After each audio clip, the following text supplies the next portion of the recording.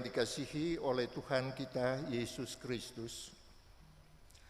Jiwaku memuliakan Tuhan dan hatiku bergembira karena Allah Juru Selamatku.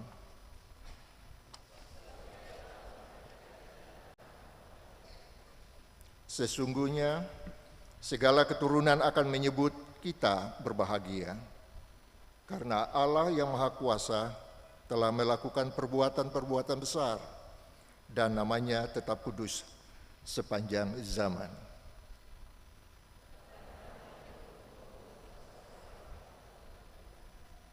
Ia memperlihatkan kuasanya dengan perbuatan tangannya dan mencerai-beraikan orang-orang yang congkak hatinya.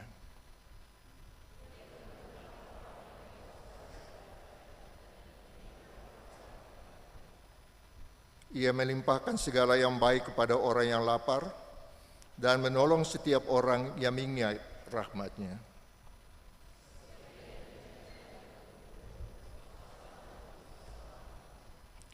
Haleluya, terpujilah nama Tuhan.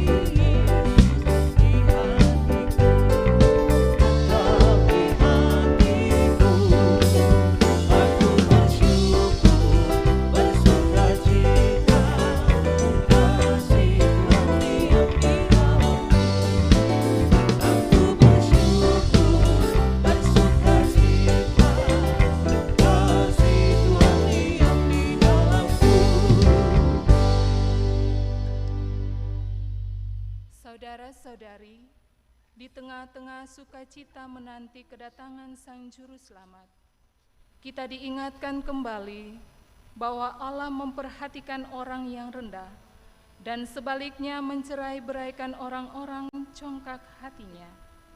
Di hadapan kekudusannya, kita pun patut mengakui kelemahan dan keterbatasan kita, serta melepaskan segala kesombongan dan kecongkakan kita demi belas kasihan-Nya. Hendaklah masing-masing orang mengaku dosanya di hadapan Tuhan dengan kesungguhan hati.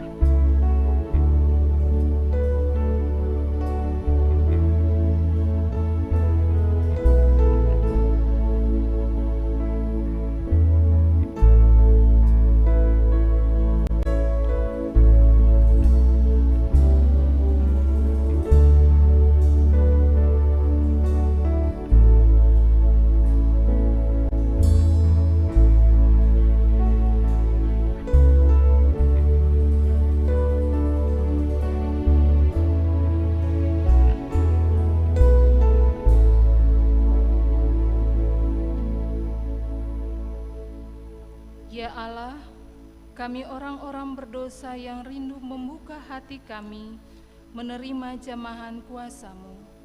Bersihkanlah dan tahirkanlah kami dari dosa-dosa kami, dan tuntunlah kami dengan kuasa Roh-Mu yang kudus.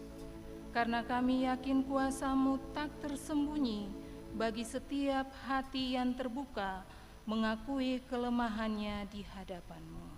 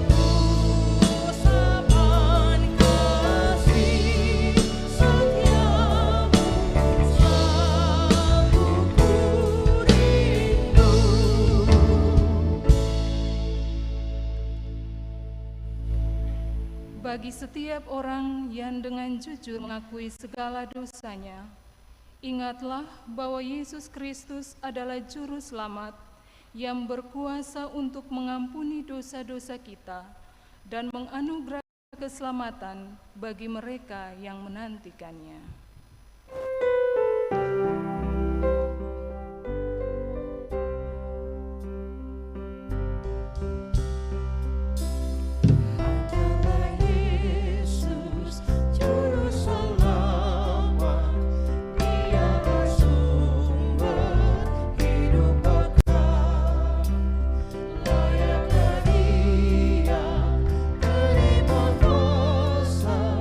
Puji dan syukur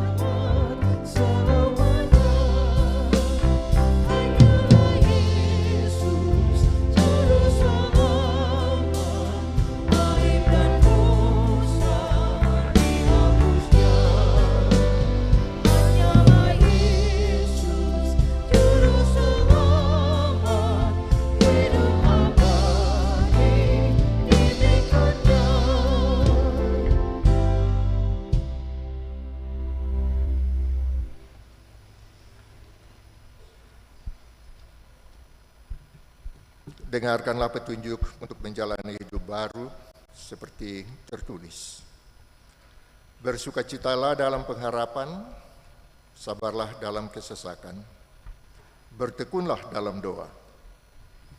Bantulah dalam kekurangan orang-orang kudus, dan usahakanlah dirimu untuk selalu memberikan tumpangan. Berkatilah siapa yang menganiaya kamu. Berkatilah dan jangan mengutuk. Bersukacitalah dengan orang yang bersukacita, dan menangislah dengan orang yang menangis.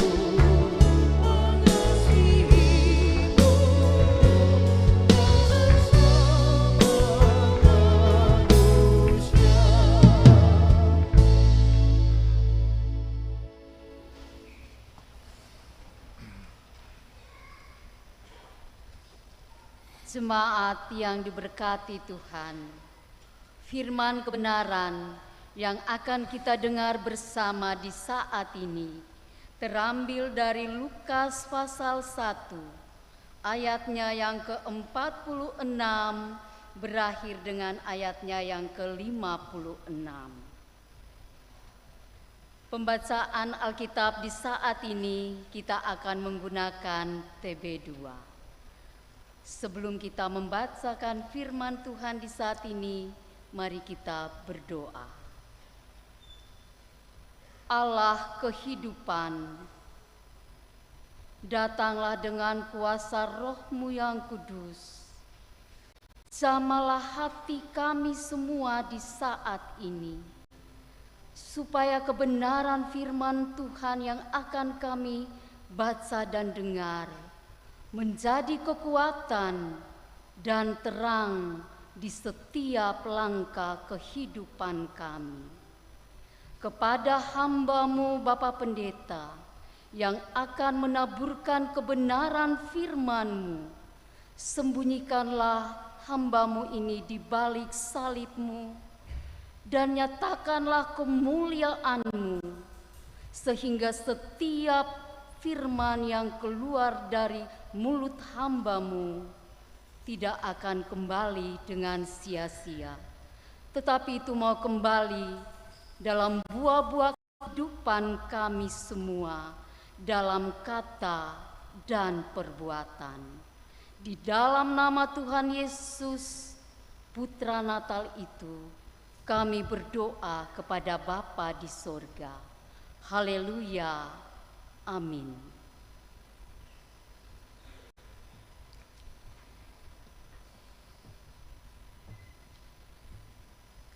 Dengan topik pembacaan, nyanyian pujian Maria. Lalu kata Maria, jiwaku memuliakan Tuhan dan hatiku bergembira karena Allah juru selamatku. Sebab ia telah memperhatikan kerendahan hambanya, mulai dari sekarang segala keturunan akan menyebut aku berbahagia.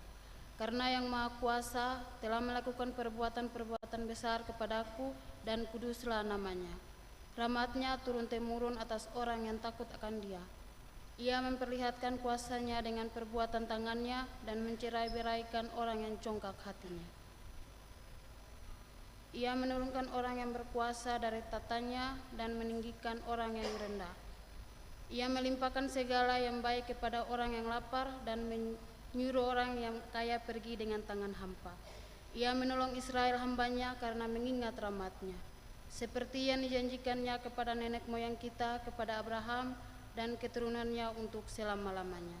Maria tinggal kira-kira 3 bulan bersama Elizabeth, lalu pulang ke rumahnya. Demikianlah firman Tuhan.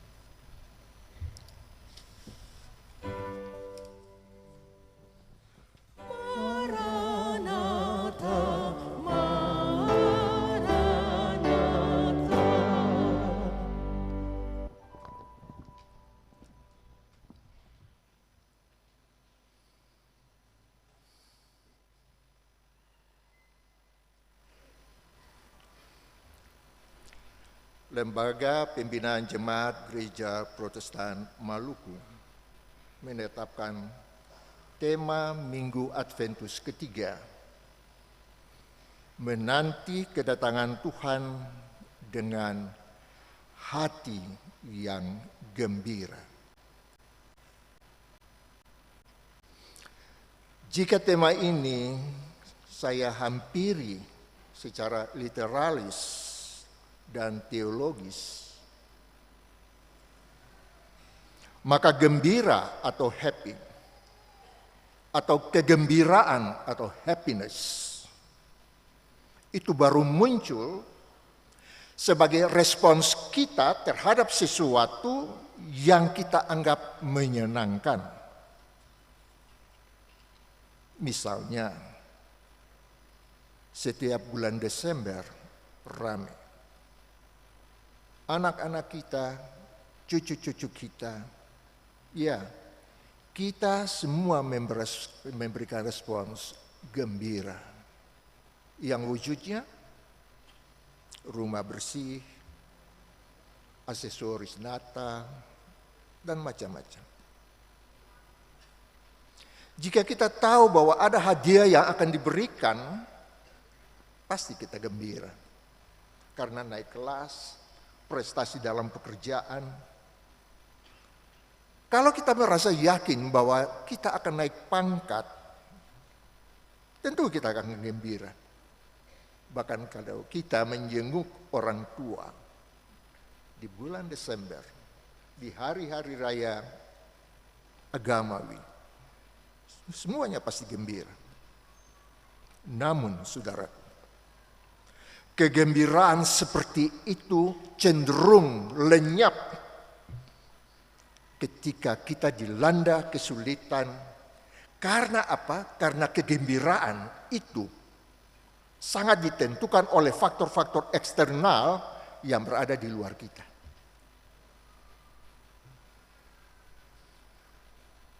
Bencana di bulan Desember, apakah membuat semua orang bisa bergembira? Apakah janji-janji yang akan ditepati itu ternyata diingkari? Karena yang memberikan janji dan yang berjanji itu tidak berada di tempat karena tugas dan sebagainya. Apakah karena janji terhadap kenaikan pangkat dan memperoleh tanda penghargaan itu tidak dapat dirasakan karena diganjal oleh faktor integritas, atau kita malah ditimpa sakit penyakit atau bencana lain. Konsep gembira ini sangat berbeda dengan konsep sukacita atau joy. Sangat berbeda dengan konsep kesukacitaan atau joyfulness. Karena kesukacitaan atau sukacita lebih bersifat internal. Kita bersukacita karena didorong oleh faktor-faktor internal di dalam diri kita, sangat mendalam. Dan itu baru muncul karena kita memiliki makna dan kita paham tentang nilai-nilai yang kita anut. Dan itu kemudian menimbulkan ucapan dan rasa syukur kita. Itu kemudian mewarnai cara kita berada atau cara kita hidup. Sehingga kita dapat merasakan.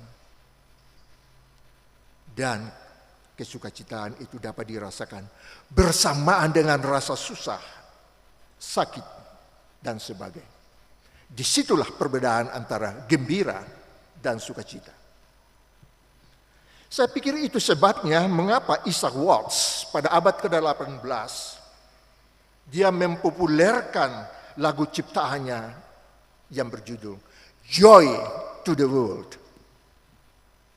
Dia tidak pakai judul Happy in the World, tetapi Joy to the World. Nah, saudaraku, berangkat dari konsep tadi, maka tema menanti kedatangan Tuhan dengan hati yang dipenuhi sukacita. Tema ini mengajak saudara dan saya untuk sama-sama menghayati kesukacitaan yang tidak semata-mata tertuju pada diri kita sendiri, tetapi juga teristimewa terhadap pihak lain, terutama pihak yang lemah, yang menderita di sekeliling kita. Orang tua yang lemah secara fisik kurang mendapat perhatian. Anak-anak yang mengalami cacat fisik atau mental terasa diabaikan. Bahkan saudara-saudara kita yang sementara menderita akibat bencana alam yang melanda sebagian dari wilayah di Negara Kesatuan Republik Indonesia ini. Terhadap realitas seperti ini, saudaraku, saya pikir kita akan sangat sulit untuk berkelit. Mengapa? Karena ternyata ada orang-orang yang hidup berkecukupan, bahkan berkelimpahan secara materi. Tetapi tidak sedikit di antara mereka yang mengalami kemiskinan perhatian. Mereka miskin kasih sayang. Juga tidak selalu orang yang miskin. Orang-orang yang rendah, yang lemah, dan berkekurangan secara materi. Karena apa?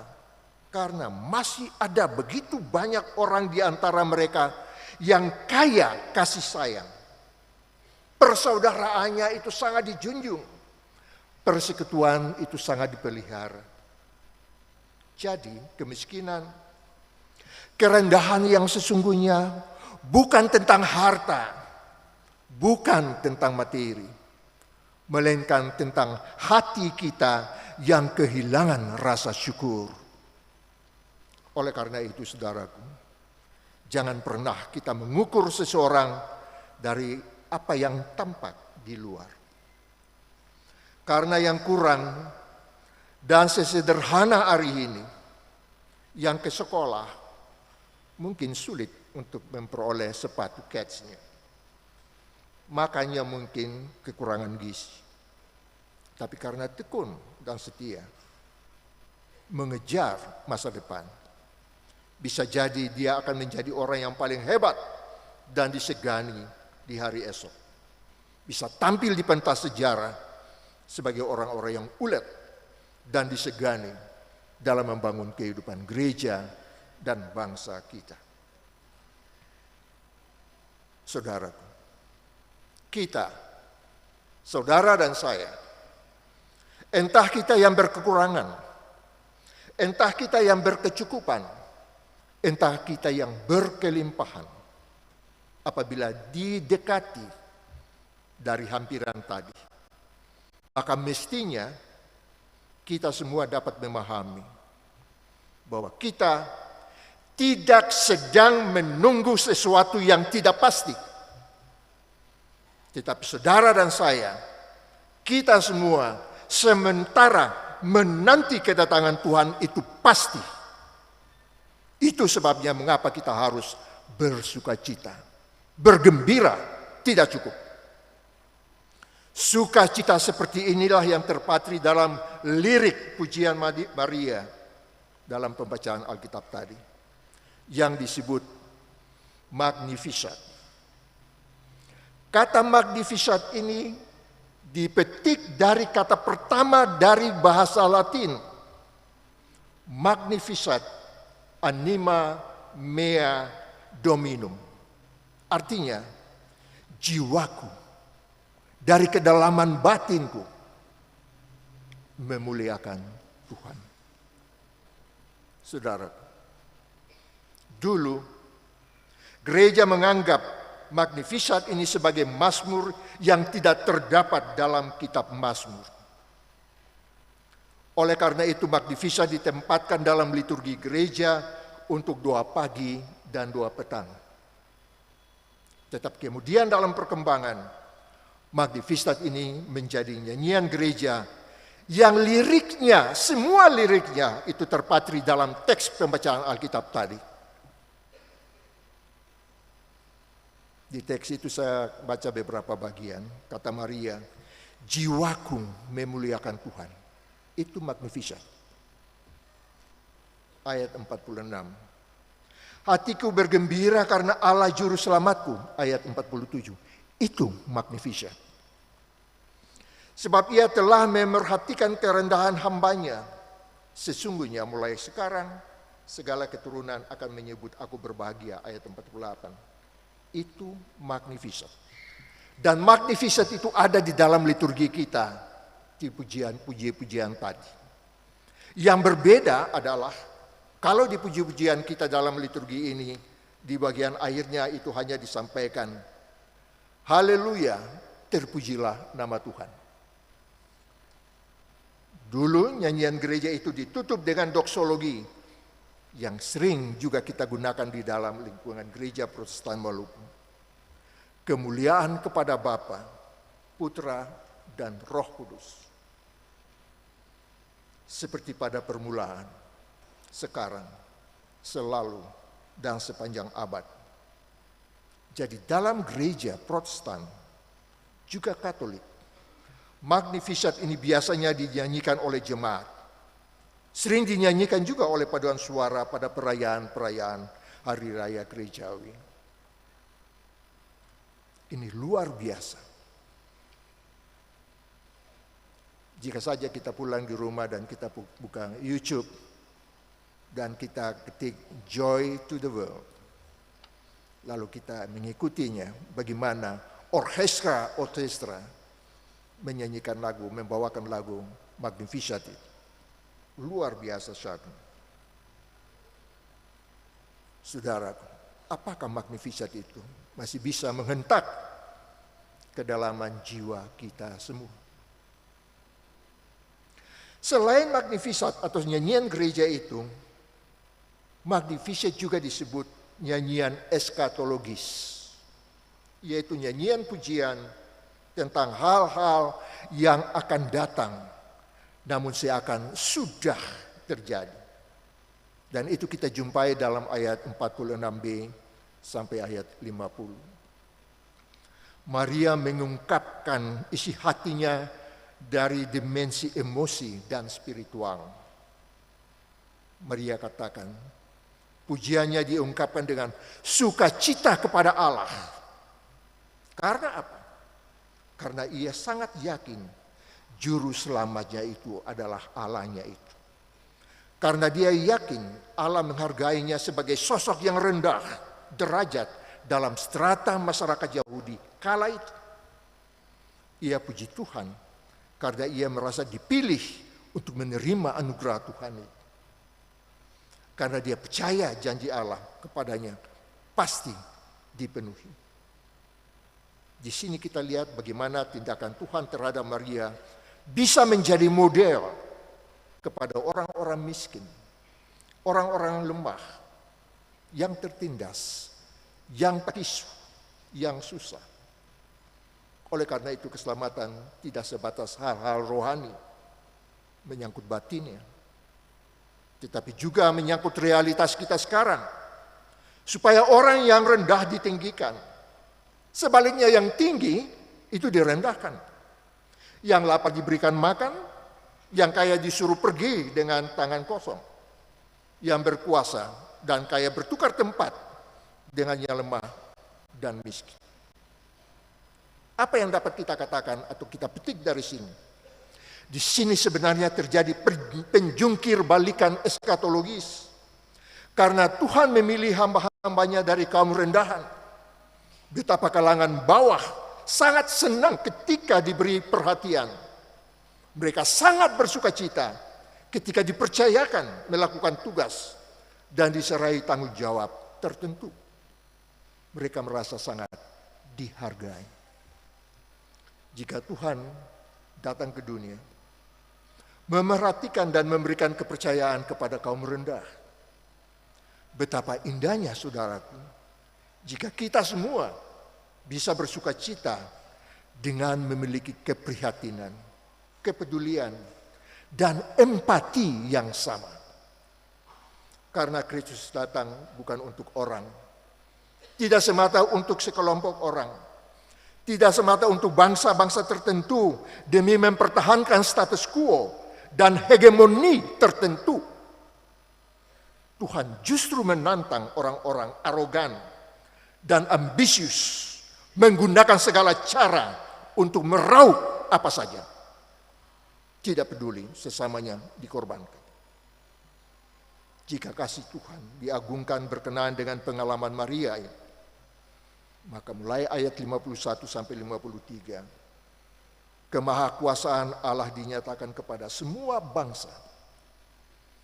Kepedulian dan perhatian, kemahakuasaan dan keberpihakan Allah tidak hanya pada orang rendah dan lapar, yang termarginalisasi, tetapi juga kepada orang-orang yang sombong dan angkuh. Karena apa? Karena kekuasaan atau kekayaan yang dimiliki. Dengan kuasa Tuhan, Tuhan bisa meninggikan derajat orang rendah dan merendahkan derajat orang dari kalangan strata sosial dan ekonomi yang mapan. Oleh karena itu, Stanley Jones, Boland, dan beberapa teolog menyimpulkan begini: Magnificat, nyanyian puji Maria, nyanyian eskatologis itu merupakan piagam yang paling revolusioner di dunia ini.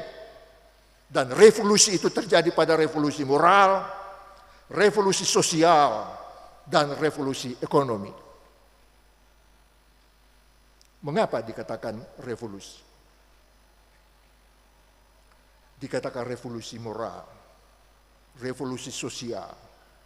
Sebab Tuhan Allah memperhatikan orang-orang yang rendah dan memerangi orang-orang yang tinggi hatinya. Jadi semestinya gereja lebih berani. Gereja mesti semakin lebih serius dan tegas menyikapi kebobrokan moral dan mental. Seperti korupsi, kolusi, nepotisme, penyelewengan kepeng dan kuasa. Panggilan moral gereja adalah menolak semua bentuk godaan keberpihakan pada kekuasaan demi keuntungan. Atau sebaliknya, membela kaum yang lemah dan korban dari berbagai kebijakan yang tidak berpihak. Dikatakan revolusi sosial, sebab Allah merendahkan orang-orang yang berkuasa dan meninggikan orang-orang yang rendah. Revolusi sosial yang dimaksudkan di sini bukan aksi politik massa, melainkan perubahan-perubahan fundamental dalam nilai-nilai dan struktur sosial yang dipicu oleh mandat ilahi. Merendahkan yang berkuasa dan meninggikan yang rendah. Revolusi sosial ini merupakan upaya menyelaraskan tatanan sosial duniawi dengan tatanan keadilan ilahi yang kita beroleh terinspirasi dari firman Tuhan. Oleh karena itu, revolusi sosial ini menuntut keberanian profetik kita untuk mengkritik kekuasaan dan komitmen diakonal untuk memberdayakan yang terpinggirkan dan menjadikan gereja sebagai agen transformasi, bukan semata-mata menjadi sekadar penerima manfaat dari status quo. Saudara, di tengah kecenderungan masyarakat yang berpihak pada kekuasaan dan mengambil keuntungan menyangkut karier, jabatan, usaha, maka gereja mesti memperhatikan kalangan bawah yang kadang-kadang menjadi korban dari kebijakan sepihak. Gereja perlu mengubah a priori negatif terhadap kaum rendahan dan lemah dan membangun image positif. Jika dikatakan revolusi ekonomi, sebab orang-orang yang lapar diberikan makan, orang-orang kaya ditolak.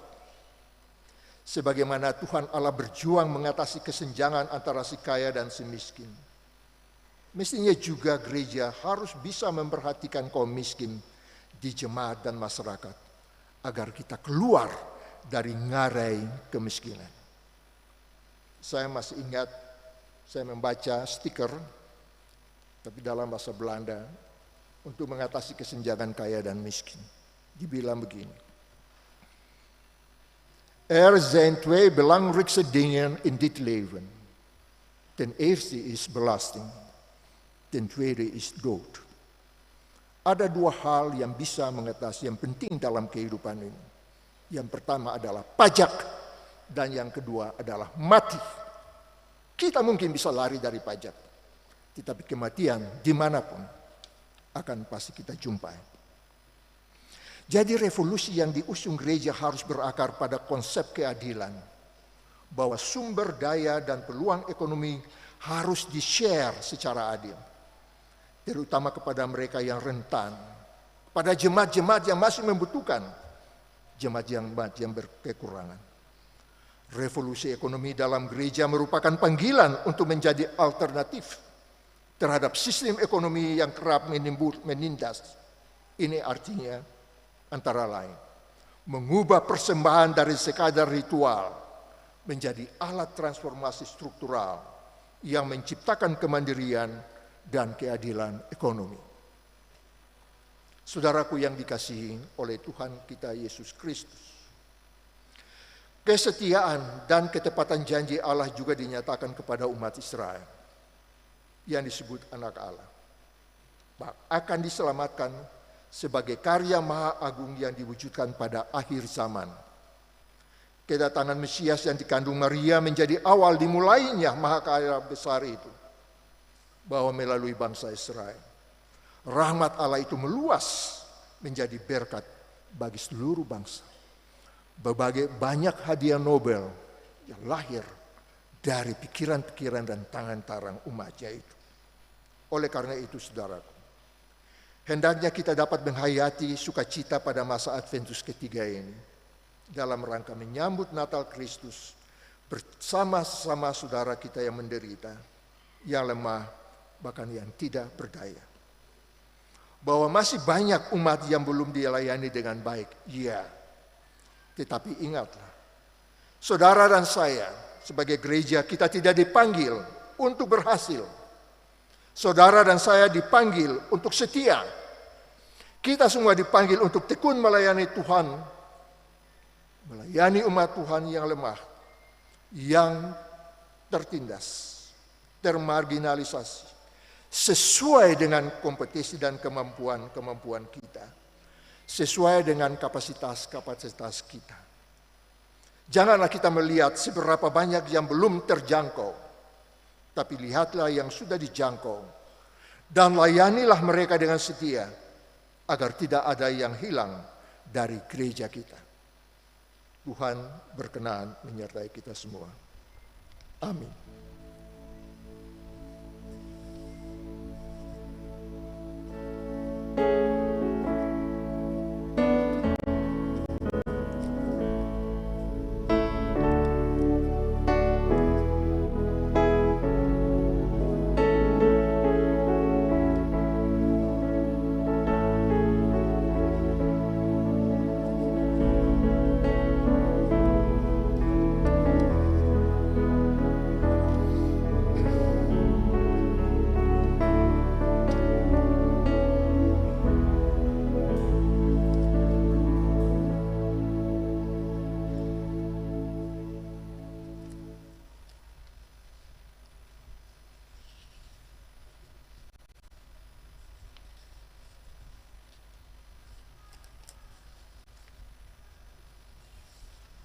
Jemaat dipersilakan berdiri.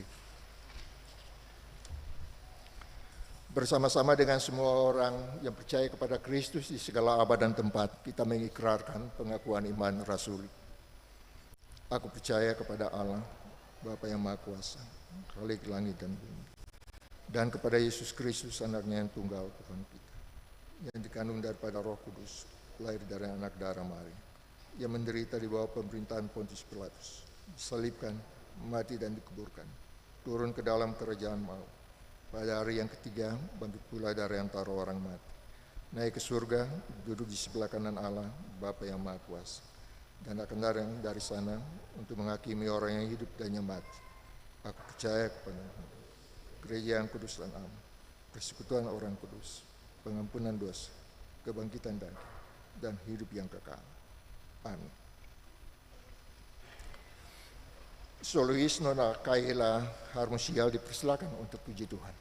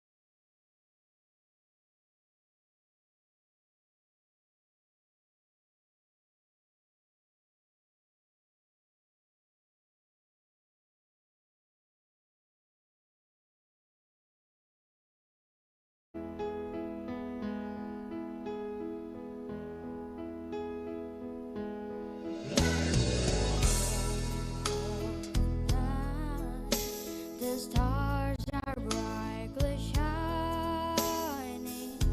It is the night of our dear Savior's birth. Lonely the earth and sin that never pining till He appeared that our soul filled this world.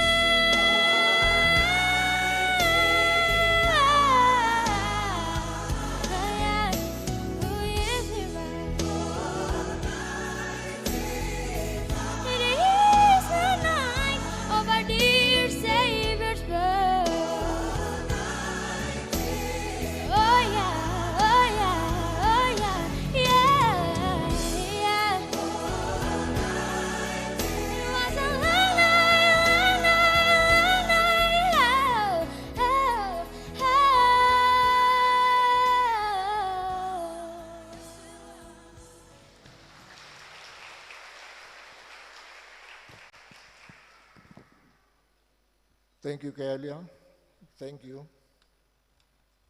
Be calm, strong, be wise, and be always bright.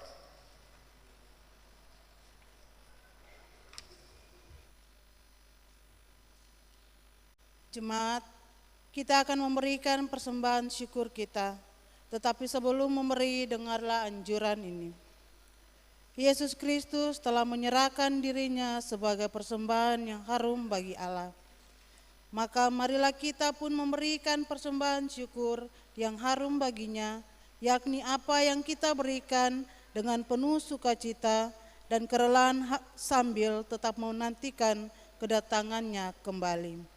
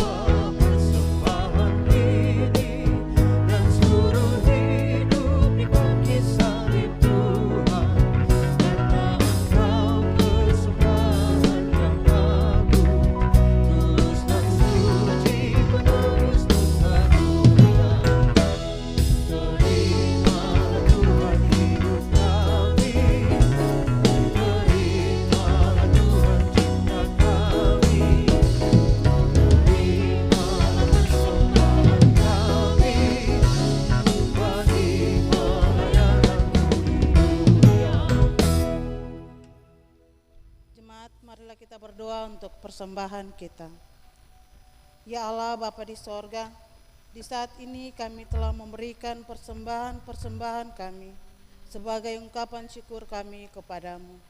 Semoga Bapa di sorga berkenan memberkati persembahan-persembahan ini dan dapat digunakan sebagai pelayanan di tengah-tengah dunia ini.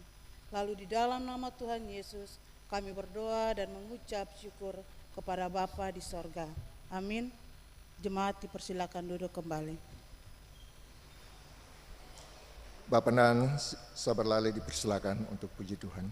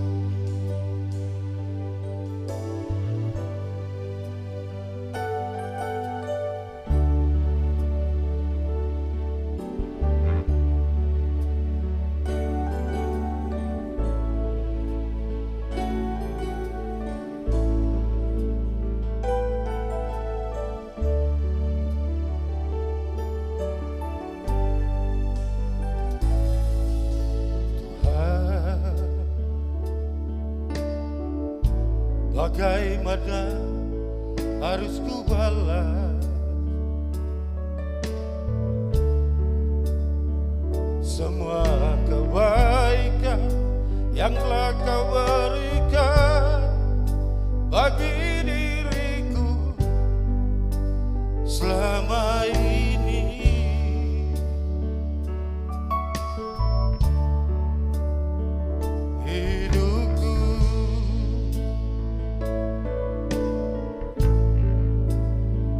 Kau selamatkan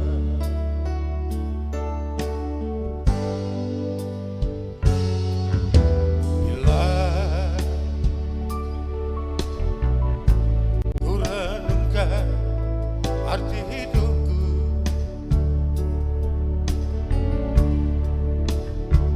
seringkali ku lakukan kesalahan menyakiti hati Tuhan Yesus.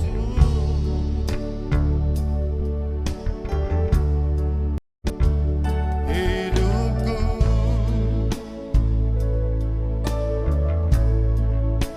di dalam tangan-Mu.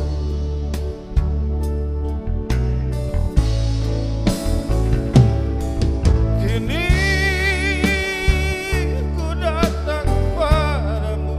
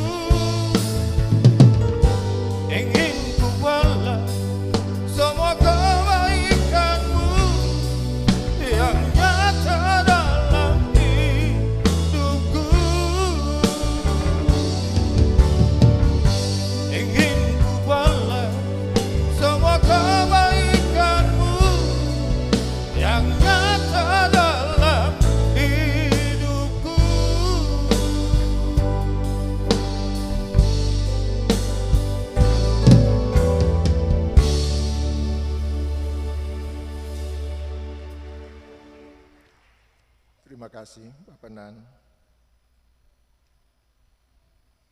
Mari kita bersatu dalam doa syafaat yang diakhiri dengan doa Bapa kami secara bersama. Kita berdoa. Bapa dalam Kristus yang membawa sukacita sejati seperti dalam Magnificat Bunda Maria. Isilah hati kami dengan kegembiraan, kesukacitaan yang mendalam, dan dari rahmat-Mu yang abadi.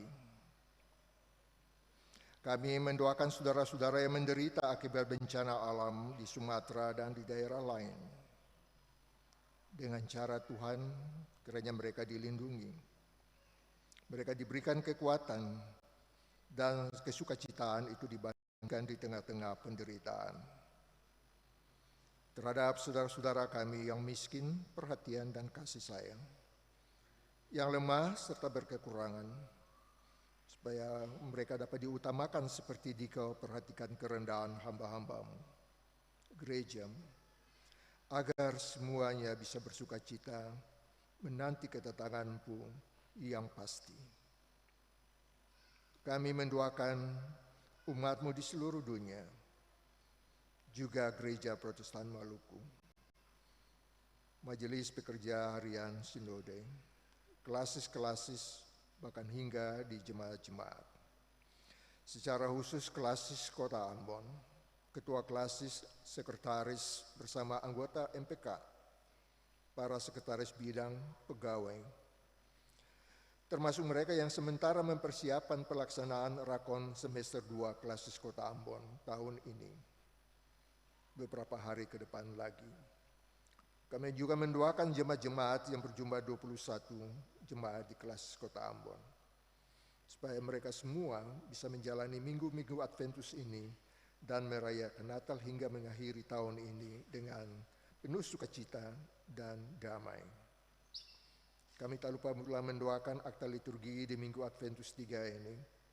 Majelis jemaat bertugas dari jemaat GPM Petra bersama tim musik, kantoria, multimedia, sound system, membaca Alkitab, pengisi pujian, koletan, Bapak, Ibu yang menyalakan lilin Adventus, pembaca Alkitab termasuk juga tua agama. Jadikanlah mereka semakin berarti di hadapan-Mu. Lindungilah kiranya gereja-Mu dari segala tantangan.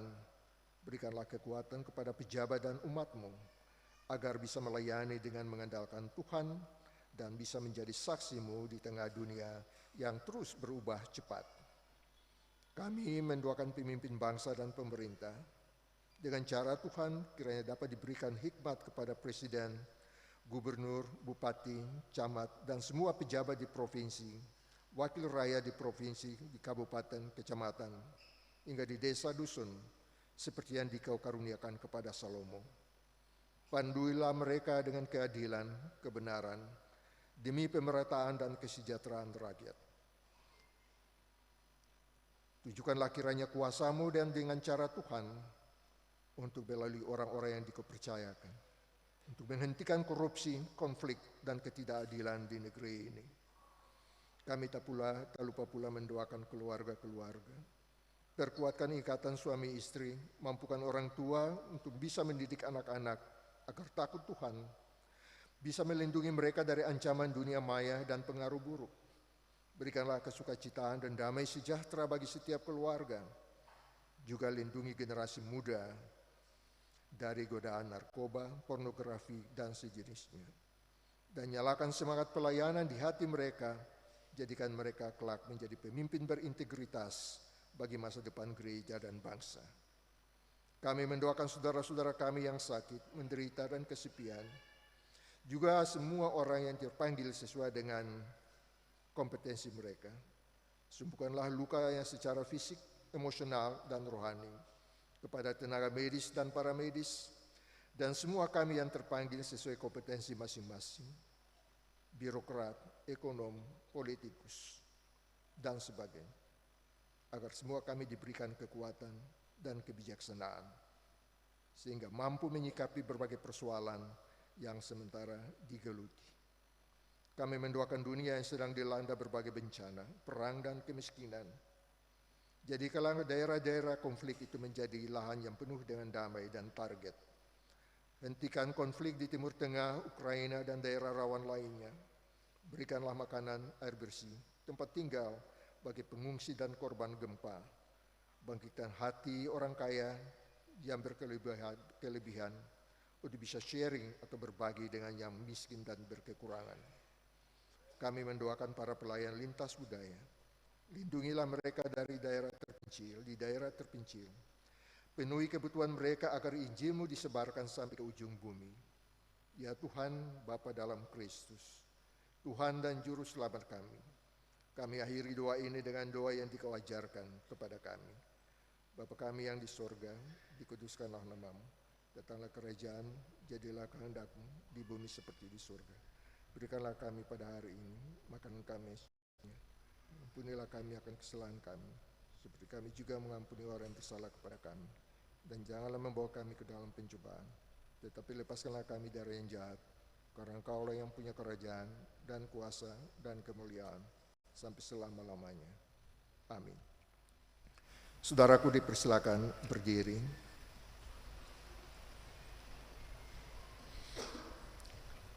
Ibadah kita tidak berakhir di sini, melainkan terus berlanjut dalam kehidupan sehari-hari. Teruslah menantikan kedatangan Kristus dengan cara menjadi pembawa damai sejahtera, selaku hamba-hamba yang setia, rendah hati, supaya Tuhan Allah dimuliakan dalam segala sesuatu.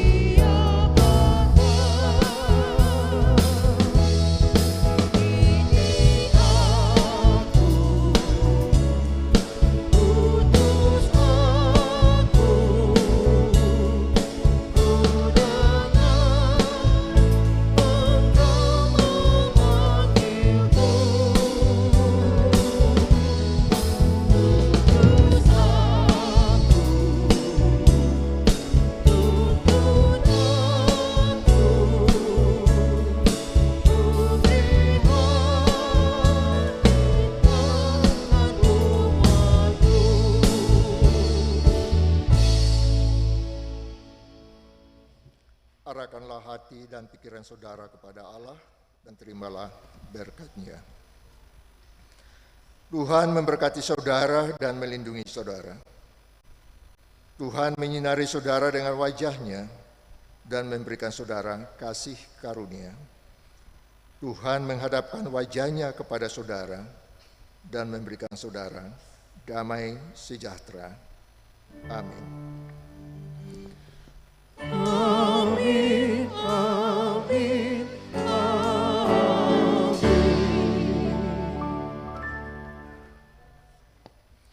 Ibadah selesai. Atas nama Majelis Gereja dan Majelis Pekerja Kelas Kota Ambon, kami ucapkan selamat hari Minggu, selamat merayakan Advent ketiga.